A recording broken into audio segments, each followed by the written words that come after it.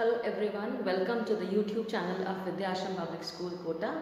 I'm a social science faculty and today I'm going to start chapter from Democratic Politics of class 9, that is Constitutional Design. In this chapter you will learn about Democratic Constitution in South Africa. South Africa में Democratic Constitution किस तरह से बना, Nelson Mandela इनका क्या role था, उसके बाद स्ट्रगल अगेंस्ट द अपार्थाइड, जो सिस्टम वहाँ पे चलाया गया था अपार्थाइड, जो वाइट यूरोपियंस जो रूलर्स थे उनके द्वारा, उसके अगेंस्ट कैसा स्ट्रगल था।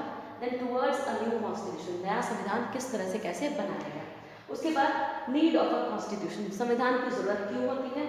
Making of the Indian constitution, India का संविधान, इंडिया का कॉन्स्टिट्यूशन किस तरह से बनाया गया, क्या इसके लिए रूट फॉलो किया गया था। और कॉन्स्टिट्यूएंट असेंबली, यानी कितने मेंबर्स, कौन कौन से मेंबर्स, किसका रोल क्या था, कितने दिन तक ये मीटिंग डिस्कशन डिबेट्स वगैरह चले, कितने ड्राफ्ट्स बने और किस तरह से ये कॉन्स्टिट्यूशन बनके तैयार हुआ। उसके बाद guiding values of the Indian constitution, हमारे इंडियन कॉन्स्टिट्यूशन में कौन कौन सी वैल्यूज है जो कि हमें गाइड करती हैं, फिलोसॉफी क्या है इस कॉन्स्टिट्यूशन के पीछे और इंस्टीट्यूशनल डिजाइन क्या है हमारा। तो सबसे पहले जब हम चैप्टर में देखेंगे, आपका जो फर्स्ट टॉपिक है that is democratic constitution in south Africa. आपको नेल्सन मंडेला के कुछ वर्ड्स आपको यहाँ पर दे रखे हैं।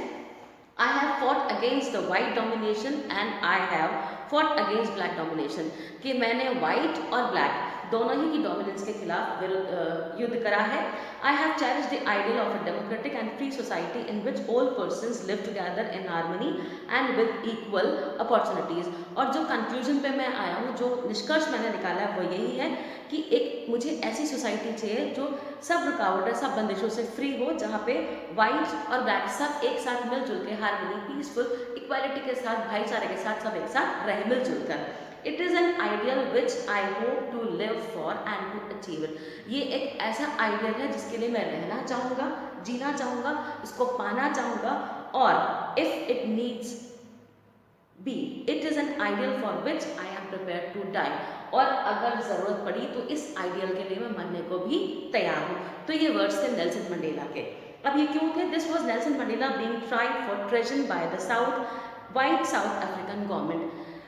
जो यूरोपियंस, वाइट रूलर्स जो साउथ अफ्रीका पे रूल कर रहे थे, उनके द्वारा धोखाधड़ी के इल्जाम में नेल्सन मंडेला के ऊपर केस लगाया गया और वो नेल्सन मंडेला और उनके साथ उनके जो 7 मेजर लीडर्स थे उनको लाइफ इम्प्रिजनमेंट दिया गया 1964 में, यानी आजीवन कारावास दिया गया।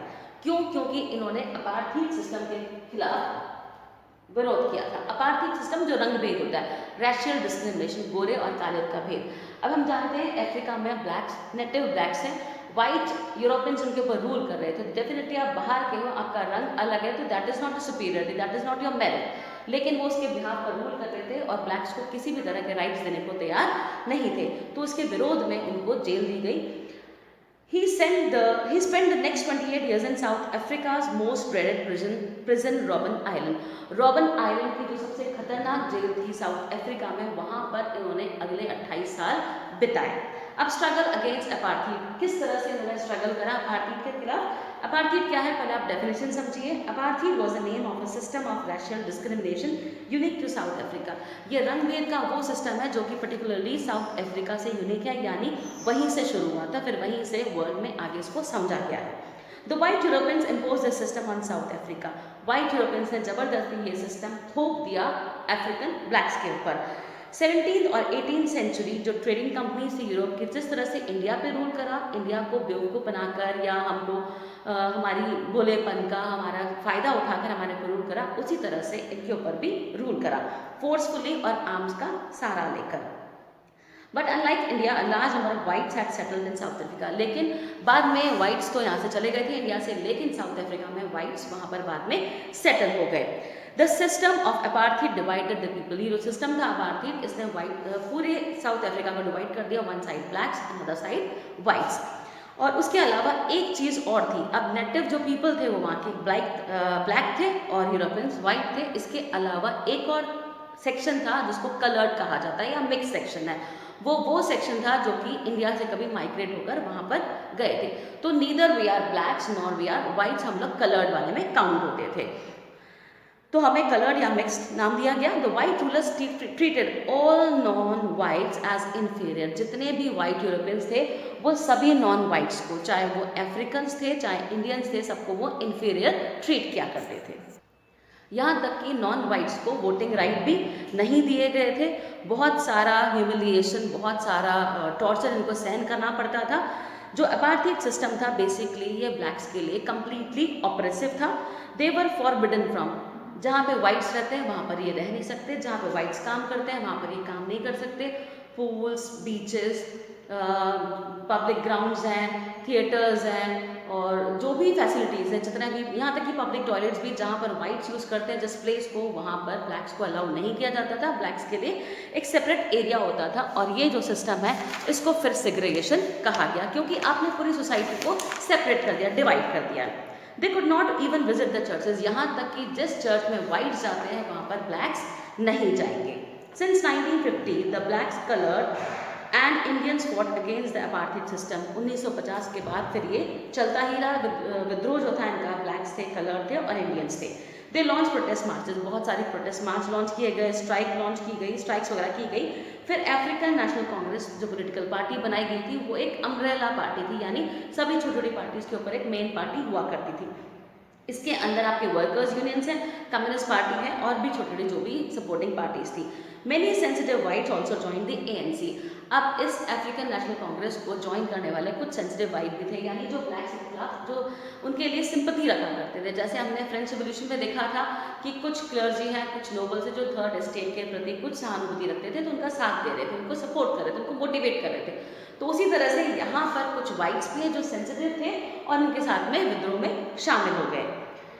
Several countries denounced apartheid as unjust and racist। बहुत सारी कंट्रीज ने भी विरोध करा कि ये जो अपार्थाइड सिस्टम अफ्रीका में फॉलो किया जा रहा है वो बहुत ही अनजस्ट है, वो मानवता के बिल्कुल विरोध है। क्योंकि रंग हम लोग चूज करके नहीं पैदा होते हैं, हम लोग कहाँ किस कंट्री में पैदा हो रहे हैं, किस पेरेंट्स यहाँ कौन सी जाति में, ये हमारे हाथ में कुछ भी नहीं है।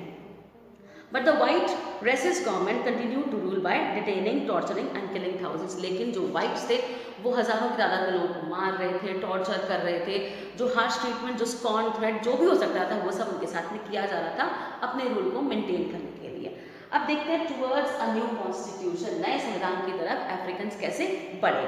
अब protest and struggles against apartheid had increase. जैसे जैसे ये स्ट्रगल आगे बढ़ता रहा तो यूरोपियंस को समझ में आ गया था, वाइट जो लोग थे उनको समझ में आ गया था कि इस तरह से हम अपना रूल, अपना रेप्रेशन जो है इनके ऊपर ज़्यादा टाइम तक मेंटेन नहीं कर पाएंगे, तो कुछ नए तरीके हमको और निकालने पड़ेंगे। अब नए तरीके कहाँ निकाले उन्होंने बहुत सारी पॉलिसीज जो थी उसमें कुछ बदलाव करे। उसके अलावा जो भी डिस्क्रिमिनेटरी लॉज थे उनको और ज़्यादा पावरफुल कर दिया और इनहेंस करा, बैन कर दिया पॉलिटिकल पार्टीज को, जितनी भी जो मीडिया रिस्ट्रिक्शंस थी उनको और ज़्यादा बढ़ा दिया। 28 ईयर्स के बाद जब नेल्सन मंडेला वापस फ्री होके वहाँ से निकले और उसके बाद इनका जो भी स्ट्रगल था उसके अकॉर्डिंगली, उसकी वजह से मिडनाइट 26 अप्रैल 1994 को अफ्रीका में उनका जो नेशनल फ्लैग था वो अनफर किया गया। अब नेशनल जो साउथ अफ्रीका था वो आज़ाद हो चुका था। ये एक नई नवेली न्यूली बॉर्न डेमोक्रेटिक कंट्री थी वर्ल्ड के लिए, जहाँ पर apartheid government came to an end. Apartheid सरकार का खात्मा हो चुका है, खत्म हो चुकी है और एक मल्टी रैशल गवर्नमेंट की तरफ नया रास्ता निकला है। अब ये सारी चीज़ें आई कैसे, तो यहाँ पर अगेन आपको नेल्सन मंडेला के कुछ वर्ड्स दे रखे हैं जहाँ पर वो कह रहे हैं कि हम अपने हिस्टोरिकल एनिमीज़ के खिलाफ सफल हुए, उनको नेगोशिएट करने में हम कामयाब हुए, एक पीसफुल ट्रांजिशन रहा है और अब एक अफ्रीका ऐसी कंट्री बन के निकला है जहाँ पर हम एक दूसरे पे ट्रस्ट रखते हैं, एक साथ मिलकर रहेंगे। अब हम सारी बातों को भूल जाएंगे, पुराना जितना भी है वो सब हम भूल जाएंगे। उसके बाद जब नया डेमोक्रेटिक साउथ अफ्रीका बना तो जो ब्लैक लीडर्स थे जिन्होंने स्ट्रगल में पार्टिसिपेट करा था, उन्होंने अपने फेलो ब्लैक बींग्स यानी वहाँ रहने वाले जो ब्लैक्स थे उनसे अपील करी कि वाइट्स को आप उनके जो भी टॉर्चर, जो बर्ताव आपके साथ करा उसके लिए आप उनको फॉरगिव कर दो, उनको माफ़ कर दो। They said let us build a new South Africa based on equality। इनका कहना था कि चलो मिलकर एक नया साउथ अफ्रीका बनाते हैं जो कि इक्वालिटी बेस्ड होगा, जहाँ पे ना रेशियल सिस्टम होगा, मैन वुमेन के बीच में कोई डिस्क्रिमिनेशन नहीं होगा, सोशल जस्टिस, डेमोक्रेटिक वैल्यूज और ह्यूमन राइट्स को बेनिफिट दिया जाएगा, उनको ज़्यादा तवज्जो दी जाएगी, उनको ऊपर रखा जाएगा। The party that ruled through operation and brutal Kings and struggle set together. जब संविधान बनाया गया साउथ अफ्रीका का। तो जिन्होंने रूल करा, जो वाइट यूरोपियंस थे जो इनको ब्रूटली हैरेस कर रहे थे, इन पर रूल कर रहे थे, वो भी साथ बैठे, और जो ब्लैक्स जो कि ऑपरेस थे, जो भुगत रहे थे, वो भी साथ बैठे। दोनों ने साथ मिलकर नए साउथ अफ्रीका के लिए कॉन्स्टिट्यूशन बनाया। 2 साल के डिबेट और डिस्कशन के बाद जो संविधान बना वो ऐसा था कि दुनिया में कभी नहीं हुआ, one of the finest constitution of the world. इस कॉन्स्टिट्यूशन के अकॉर्डिंग यहाँ के नागरिकों को कुछ राइट्स ऐसे मिले थे जो किसी और कंट्री में नहीं मिले हुए हैं।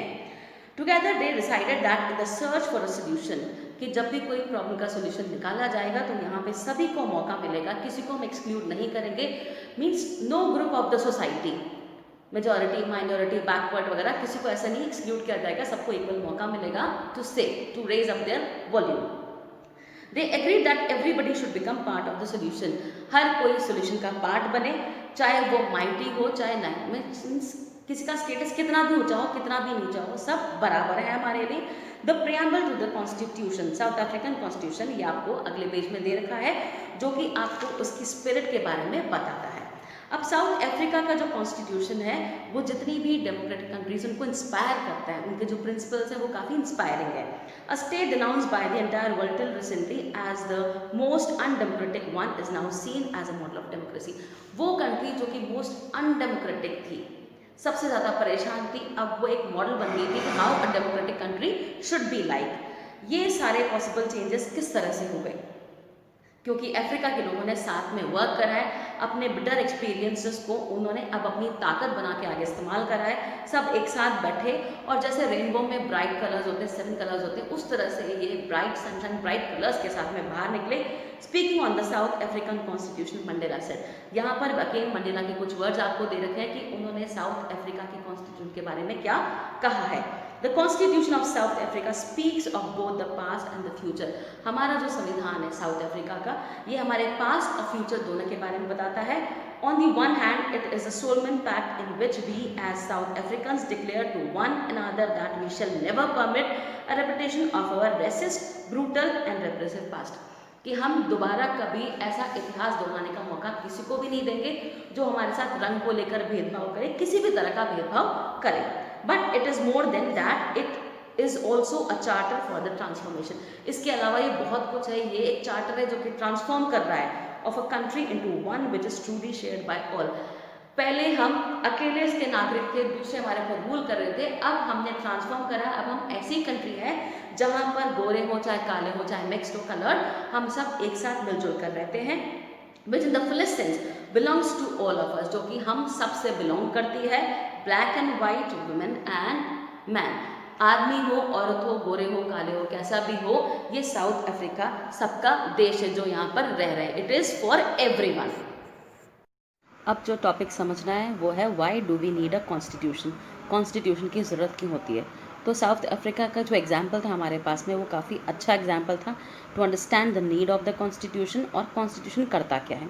इस केस में हमने देखा कि जो ऑपरेसर और ऑपरेस्ड दोनों ही नई डेमोक्रेसी में डिसाइड करते हैं कि हमें एक साथ इक्वली रहना है, यानी जिन्होंने शोषण करा और वो जो शोषित थे, तो दोनों ने डिसाइड करा। अब एक दूसरे पे ट्रस्ट करना ये काफ़ी इनके लिए इजी नहीं था, क्योंकि जो ऑपरेस थे उन्होंने बहुत मेहनत करके अपनी ये फ्रीडम, अपनी डेमोक्रेसी को अचीव करा था, और काफ़ी कुछ सहन भी उन्होंने करा था। उनके अपने डर भी थे, वो चाहते थे अपने जो इंटरेस्ट है उनको सेफगार्ड करना, और इसीलिए the black majority was keen to ensure that the democratic principle of majority rule was not compromise, और ये साथ में ये भी चाहते थे कि जो डेमोक्रेटिक प्रिंसिपल है मेजॉरिटी रूल का उसमें कोई कॉम्प्रोमाइज़ नहीं होना चाहिए, क्योंकि इनकी कंट्री में मेजॉरिटी में यही लोग हैं। They wanted substantial social and economic rights, वो चाहते थे कि सोशल इकोनॉमिक राइट्स इस तरह से दिए जाएँ कि उसका प्रेजेंट और फ्यूचर दोनों में फ़ायदा मिले, और जो वाइट माइनॉरिटी थी वो अपने प्रिविलेजेस और प्रॉपर्टी दोनों को प्रोटेक्ट करना चाहती, और इसीलिए बहुत लंबे डिस्कशन नेगोशिएशंस के बाद दोनों पार्टीज़ कहीं ना कहीं कॉम्प्रोमाइज़ करने के लिए एग्री हुई। The whites agree to the principle of majority, whites majority rule के लिए एग्री हुए, and that of 1 person 1 vote, उसके अलावा 1 पर्सन 1 वोट के लिए भी एग्री हुए। They also agree to accept some basic rights for the poor, poor और वर्कर्स के लिए कुछ बेसिक राइट्स उसके लिए एग्री हुए। The blacks agreed that the majority rule would not be absolute, और ब्लैक्स इसलिए एग्री हुए कि मेजॉरिटी रूल एब्सोल्यूट नहीं होगा, यानी जिस तरह से पार्लियामेंट वर्क करती है उसी तरह से वर्क करेगी। वहाँ पर मेजॉरिटी माइनॉरिटी किसी रेस की नहीं, किसी कलर की नहीं होगी, वहाँ पर सपोर्ट की होगी, किसी लॉ को लेकर कितना सपोर्ट है उसके अकॉर्डिंग वर्क किया जाएगा। They agreed that the majority would not take away the property of the white minority, ये जो हमारी मेजॉरिटी है ये वाइट माइनॉरिटी की प्रॉपर्टी पे कब्जा नहीं करेगी। This compromise was not easy, अब ये भी इनके लिए आसान नहीं था। How was this compromise going to be implemented, ये कैसे वर्क करेगा, कैसे इम्प्लीमेंट करेंगे इसको। Even if they manage to trust each other, what was the guarantee that this trust will not be broken in future, अगर trust कर भी लें एक दूसरे पे तो इसकी क्या गारंटी है कि फ्यूचर में दोबारा कभी धोखा नहीं होगा। The only way to build and maintain trust in such a situation is to write down some rules of the game that everyone would abide by. तो इसका सिंपल तरीका यही था कि जितने भी रूल्स रेगुलेशंस हैं उनको लिखित में रखा जाए ताकि एक दूसरे को मानने में आसानी ना हो, एक दूसरे इसको मान लें। ये जो रूल्स हैं ये बताएंगे कि रूलर फ्यूचर में किस तरह से चूज़ किए जाएंगे।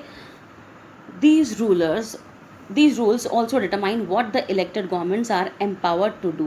इसके साथ ये भी बताया जाएगा कि जो इलेक्टेड गवर्नमेंट होगी उसके पास क्या पावर होगी, वो क्या कर सकती है, क्या नहीं कर सकती।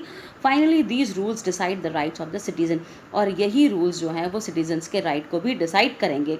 These rules will work only if the winner can not change them very easily, और साथ में ये प्रावधान भी रखा गया कि कोई भी विनिंग पार्टी, कोई भी विनर इनको ईजिली चेंज नहीं कर सकता, तभी कोई भी डेमोक्रेसी प्रॉपरली वर्क करेगी, वरना मनमानी हो सकती है, अपनी पावर का मिसयूज़ हो सकता है। This is what the south Africans did, और यही साउथ अफ्रीका में के जो कॉन्स्टिट्यूशन था उसमें रखा गया, इसीलिए ये one of the best constitutions of the world माना जाता है। They agreed on some basic rules, they also agreed that these rules will be supreme, that no government will be able to ignore these. कुछ rules, basic rules बनाए गए और कोई भी government इनको इग्नोर नहीं कर सकती, अकेले इनको चेंज नहीं कर सकती, ये रूल्स सुप्रीम रहेंगे। This set of basic rules is called a constitution, और यही जो सेट था बेसिक रूल्स का, इसको संविधान, इसको कॉन्स्टिट्यूशन कहा जाता है। Constitution is making is not a unique to South Africa, अब ये सिर्फ साउथ अफ्रीका में नहीं था, संविधान बहुत सारी कंट्रीज़ में जो बेसिकली डेमोक्रेसीज़ है वहाँ तो है ही सही, उसके अलावा नॉन डेमोक्रेटिक कंट्रीज़ में भी कॉन्स्टिट्यूशन होता है। ये डिपेंड करता है किस तरह से वर्क करेगा। Every country has diverse groups of people, their relationships may not have been as bad as that between the whites and blacks in South Africa, but all over the world people have differences of opinion and interest. अलग अलग countries में अलग अलग तरह के लोग रहते हैं, लेकिन जितने डिफरेंस ब्लैक्स और वाइट्स में थे साउथ अफ्रीका में, वो शायद ही किसी और कंट्री में देखने को मिलेंगे ओपिनियन और इंटरेस्ट को लेकर।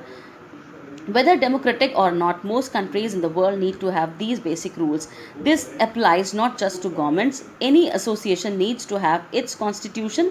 It could be a club in your area, a cooperative society, और a political party, they all need a constitution. तो आपका कोई सा भी ग्रुप हो, कोई भी एसोसिएशन हो, पॉलिटिकल पार्टी हो, कुछ भी है, कुछ रूल्स एंड रेगुलेशन सब जगह होते हैं और होने भी चाहिए। तो इन्हीं सेट ऑफ रूल्स को हम कहते हैं constitution. Thus, the constitution of a country is a set of written rules that are accepted by all living together in a country. तो शॉर्ट में आपके संविधान की जो डेफिनेशन है कॉन्स्टिट्यूशन की वही यही है कि ये सेट ऑफ रिटन रूल्स है, ये लिखित में रूल्स का एक सेट है जो कि सभी लोगों के द्वारा, जो उस कंट्री में रह रहे हैं उनके द्वारा एक्सेप्ट किया जाता है। Constitution is a supreme law that determines the relationship among people living in a territory called citizens and also the relationship between the people and government. ये सरकार और लोगों और आपस में लोगों के बीच के रिलेशनशिप को दर्शाती है। A constitution does many things. अब ये संविधान हमारे लिए क्या क्या करता है? सबसे पहले it generates a degree of trust, ये हमारे बीच में ट्रस्ट का जो डिग्री है उसको बढ़ाता है, उसको और इम्प्रूव करता है, एक भरोसे वाली फीलिंग पैदा करता है। And coordination that is necessary for different kind of people to live together, और एक फीलिंग पैदा करता है कि हमें कोऑपरेट करके एक दूसरे के साथ में रहना है। Second, it specifies how the government will be constituted, सरकार कैसे बनेगी, किस तरह से लोग पावर में आएंगे और क्या डिसीजंस लेंगे, किस तरह से फैसले करेंगे। Third, it lays down limits on the power of the government, साथ में गवर्नमेंट की जो पावर्स हैं उनको भी लिमिट में रखती है और हमको ये भी बताती है कि आम नागरिक के यहाँ पर राइट्स क्या होंगे। Fourth, it expresses the aspirations of the people, लोगों की जो एस्पिरेशंस हैं, जो उनकी सोच है उसको भी दर्शाती है, उनकी जो उम्मीदें हैं about creating a good society, की अच्छा समाज, अच्छी सोसाइटी कैसी होनी चाहिए. All countries that have constitutions are not necessarily democratic. अब संविधान मैंने आपसे कहा बहुत सारी कंट्रीज़ में होता है, लेकिन हर संविधान वाली कंट्री डेमोक्रेटिक हो ये ज़रूरी नहीं है. But all countries that are democratic, लेकिन जितनी भी डेमोक्रेटिक कंट्रीज़ हैं उनके लिए मैंडेटरी है to have the constitution. After the War of Independence against Great Britain, the Americans gave themselves a constitution.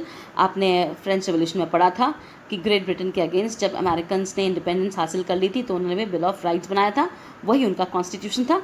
After the revolution the French people approved a democratic constitution, और उसी तरह से France में भी रेवोल्यूशन के बाद democratic constitution आया था. Since then it has become a practice in all democracies, और उसके बाद सभी डेमोक्रेटिक कंट्रीज़ के अंदर ये एक प्रैक्टिस की तरह हो गया था. चलिए let's move to the making of the Indian constitution. Indian constitution कैसे बना?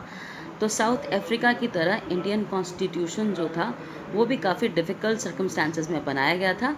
The making of the constitution was a huge and diverse country like India was not an easy affair, क्योंकि इंडिया काफ़ी बड़ी कंट्री भी है और काफ़ी diverse भी है, इसीलिए ऐसी कंट्री के लिए कॉन्स्टिट्यूशन बनाना कोई आसान काम नहीं था.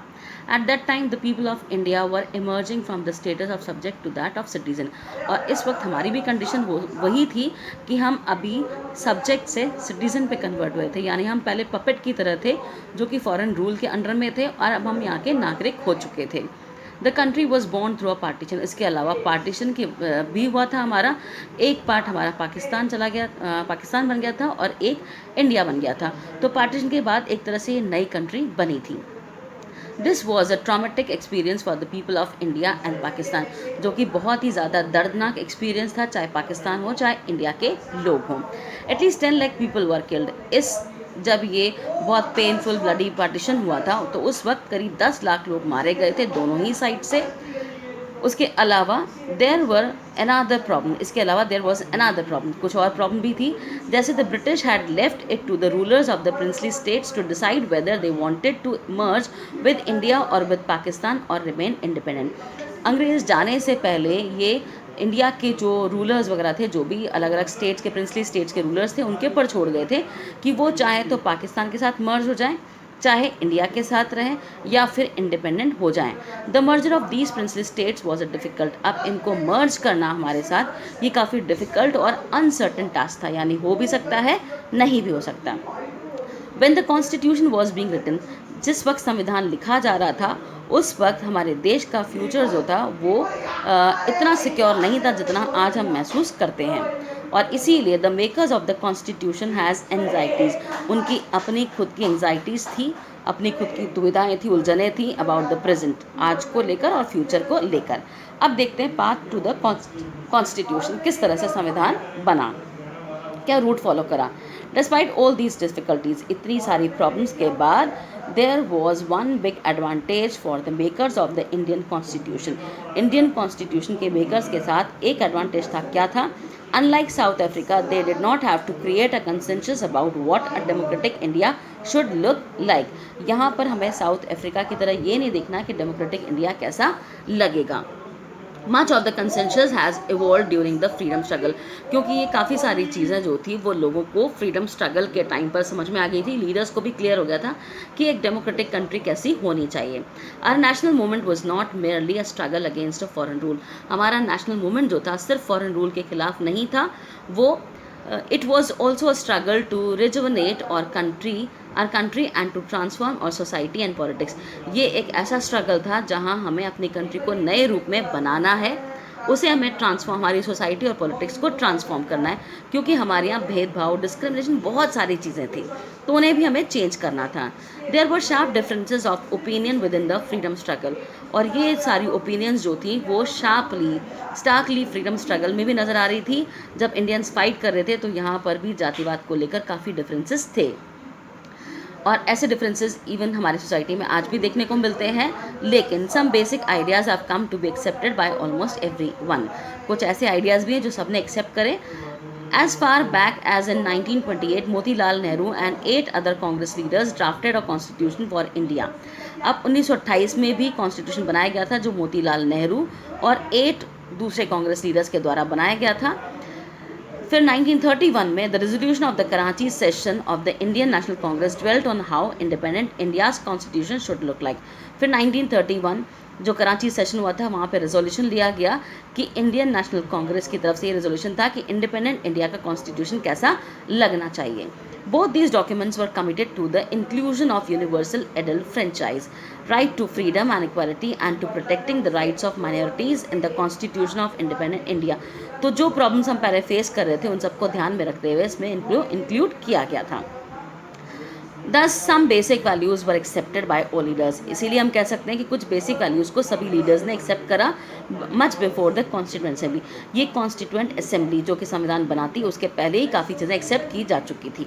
The familiarity with political institutions of colonial rule also help develop and agreement over the institutional design. अब हमारे इंडियंस अंग्रेज़ों के साथ काम भी क्या करते थे, इसलिए काफ़ी सारी चीज़ों को वो समझते थे कि इंस्टीट्यूशनल डिज़ाइन कैसा होना चाहिए. The British rule had given voting rights only to a few. अंग्रेज़ों के टाइम पे वोटिंग राइट कुछ ही लोगों को मिले हुए थे. On that basis the British had introduce very weak legislature.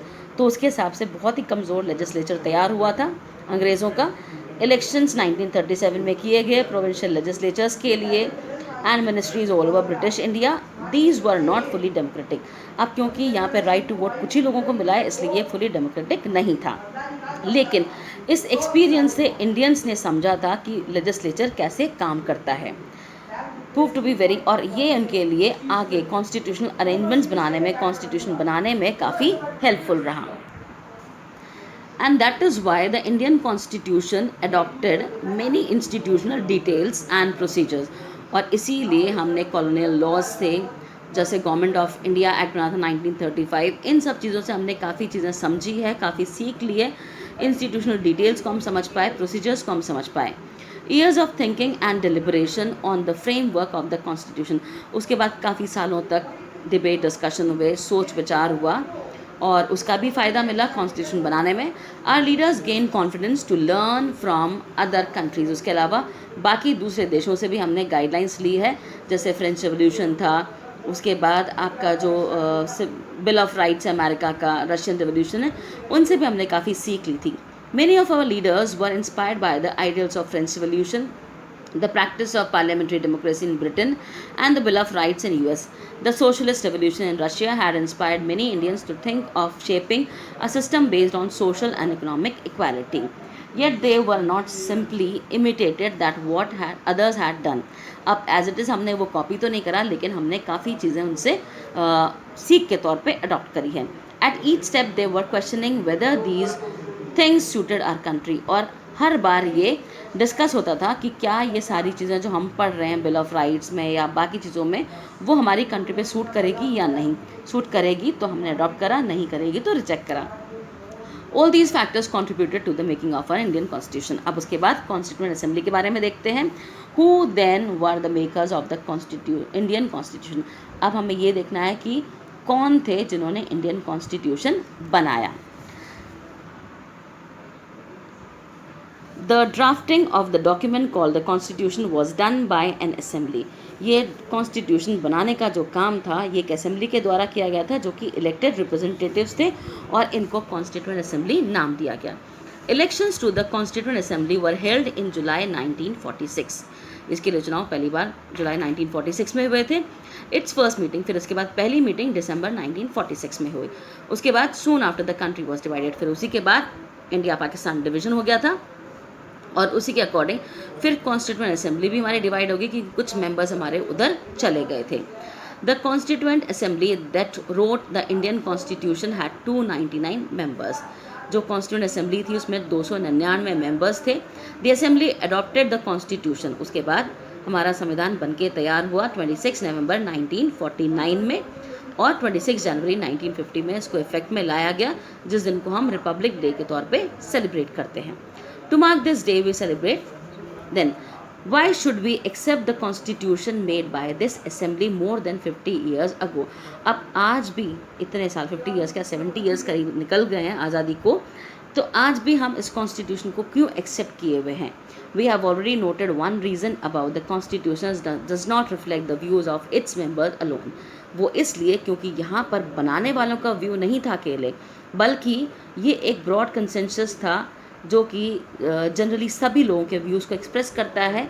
हमने अपने हिस्टोरिकल पास से समझा, बाकी कंट्रीज से इंस्पायर होकर आइडियल्स को अडॉप्ट करा जो सभी लोगों को सूट करते हैं, और इसीलिए आज भी हम इस पर ट्रस्ट कर सकते हैं।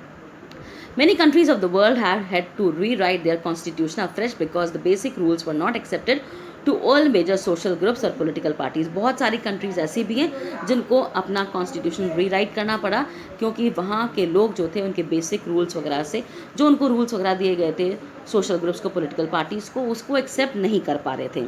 इन some other countries the constitution exist as a mere piece of paper. और कुछ ऐसे भी देश हैं जहाँ पे सिर्फ ये एक कागज़ के टुकड़े की तरह है। No one actually follows it. कोई प्रॉपर फॉलोइंग नहीं होती है, जो आपने प्रीवियस चैप्टर में देखा, जैसे चाइना, पाकिस्तान वगैरह आपने कई केसेस देखे थे। The experience of our constitution is different. हमारे कॉन्स्टिट्यूशन को लेकर हमारा एक्सपीरियंस काफ़ी अलग है। Over the last half a century, several groups have questioned some provisions of the constitution। बहुत सारे लोग हैं जिन्होंने क्वेश्चन भी करा, but no large social group or political party has ever questioned the legitimacy of the constitution itself। लेकिन किसी भी political party ने, किसी बड़ी political party ने जो legality थी इस constitution की, उस पर कोई सवाल जवाब नहीं करे। This is an unusual achievement for any constitution। और यही इसका एक सबसे बड़ा achievement है। Second reason है for accepting the constitution is that the Constituent Assembly represented the people of India। इसके अंदर इंडिया के लोग थे। There was no universal adult franchise at that time। उस वक्त यहाँ पर यूनिवर्सल एडल्ट फ्रेंचाइज को, यानी मेल फीमेल दोनों को राइट टू वोट दिया जाए, ऐसा अडॉप्ट नहीं किया था। So the Constituent Assembly could not have been chosen directly by all the people of India। तो उस वक्त हम कह सकते हैं सारे लोग नहीं थे। It was elected mainly by the members of the existing provincial legislatures। ये कुछ ही लोगों के द्वारा चूज़ किया गया था जो प्रोविंशियल लेजिस्लेचर के मेंबर्स थे। This ensured a fair geographical share of members from all the regions of the country। लेकिन इसके अंदर अलग अलग एरिया, जितने भी जोग्राफिकल एरिया हैं इंडिया के, उनके मेंबर्स थे। The assembly was dominated by the Indian National Congress। इसके अंदर Indian national Congress party main थी, जिसने फ्रीडम स्ट्रगल में बढ़ चढ़ के पार्टिसिपेट करा था। उसके बाद इसके अंदर और भी पॉलिटिकल ग्रुप्स थे, उनकी ओपिनियंस थी। The assembly had many members who did not agree with the Congress. बहुत सारे मेंबर ऐसे भी थे जो कांग्रेस से एग्री नहीं करते थे। In social terms to the assembly represented members from different language groups. यानी यहाँ पर अलग अलग language group, caste, class, religion और ऑक्यूपेशन के लोग भी थे।